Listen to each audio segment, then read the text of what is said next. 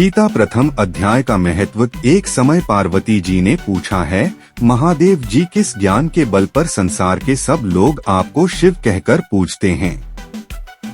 मृगछाला ओढ़े और अपने सभी अंगों में शमशान की विभूति लगाएं, गले में सर्प और नर मुंडों की माला पहने हुए हो। इनमें तो कोई भी पवित्र नहीं, फिर आप किस ज्ञान से पवित्र माने जाते हैं? तब महादेव ने उत्तर दिया कि हे प्रिय, सुनो, मैं गीता ज्ञान को अपने हृदय में धारण करने से पवित्र माना जाता हूँ। इस ज्ञान से मुझे बाहर के कर्म नहीं व्यापते।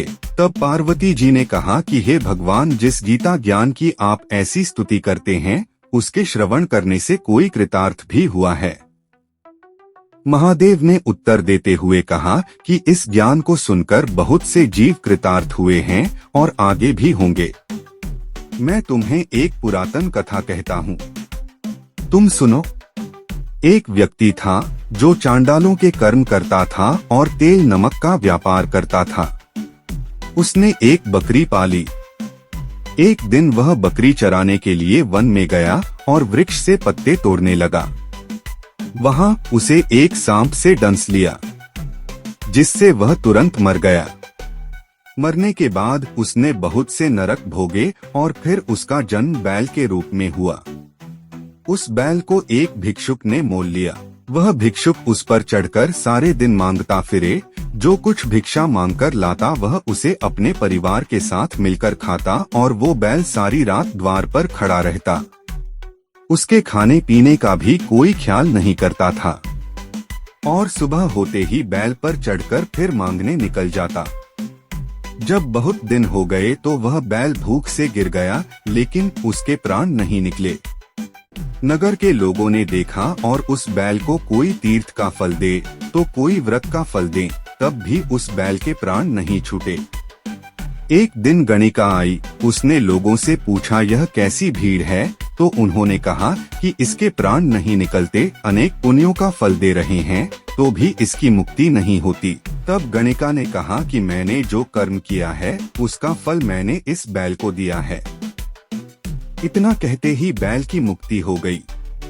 तब बैल ने एक ब्राह्मण के घर जन्म लिया। पिता ने उसका नाम सुशर्मा रखा।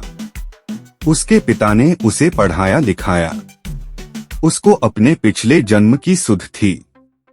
उसने एक दिन मन में विचार किया, जिस गणिका ने मुझे बैल की योनि से छुड़ाया था उसका दर्शन करूं।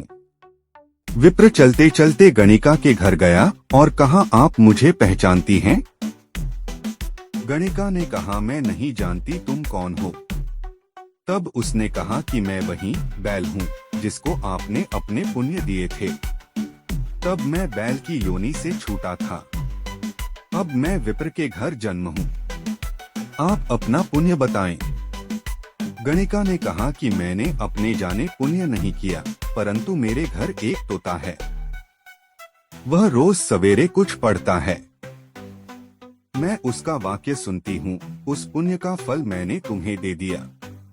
तब विप्र ने तोते से पूछा कि तू सवेरे क्या पढ़ता है? तोते ने कहा, मैं पिछले जन्म में विप्र का पुत्र था। मेरे पिता ने मुझे गीता के पहले अध्याय का पाठ सुनाया करते थे। एक दिन मैंने गुरु से कहा कि मुझको आपने क्या पढ़ाया है? तब गुरुजी ने मुझे शाप दिया कि तू तोता बन जा। इसके बाद से मैं तोता बन गया। एक दिन बहेलिया मुझे पकड़ ले आया और एक विप्र ने मुझे मोल ले लिया। वह विप्र भी अपने पुत्र को गीता का पाठ सिखाता था। तब मैंने भी यह पाठ सीख लिया। उसी दिन विप्र के घर में चोर घुस गए। उन्हें धन तो प्राप्त नहीं हुआ, लेकिन वह मेरा पिंजरा उठा ले आए। उनकी यह गणिका मित्र थी। वह मुझे उसके पास ले आए। सो मैं नित्य प्रातः गीताजी के पहले अध्याय का पाठ करत हूँ, जिसे यह गणिका सुनती है।